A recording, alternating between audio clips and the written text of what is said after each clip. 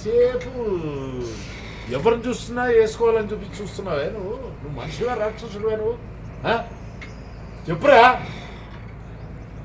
అరే నా కొడక, నేను నీకు గింత నడిచి చిన్నొచ్చి పెంచి నీ పెద్ద చేసి నీకు ఒక స్థాయి నా ఆస్తి మొత్తం కొన్ని లక్షల కోట్లు నీకు రాసిచ్చిన నన్ను కొడక అంటావా? బుద్ధున్నారా నీకేమైనా? ఏయ్, ప్రతి తండ్రి చేసే పనే అది, అర్థమైందా? నువ్వు మాత్రం గొప్పగా ఏం చేయలే. ఇక్కడ ప్రతి తండ్రి కొడుకు అది చేస్తాడు. ఆస్తి రాసి ఇచ్చాను, ఆస్తి ఎక్కడి నుంచి వచ్చిన ఆస్తి? నీ నాన్న ఇచ్చాడు నీకు ఆస్తి. మా నాన్న ఇచ్చాడు, కానీ నీలాగా కొడుక లంచాడు కానీ అన్నాడు. మా నాన్న నాకు ఎంత పద్ధతి పెంచడో నాకు తెలుసు. అదే పద్ధతిలో నువ్వు ఉండు. ఎందుకంటే ఈ రోజు నేను ఈ స్థాయి ఉన్నానంటే నీ కూడా నాకన్నా పెద్ద స్థాయి.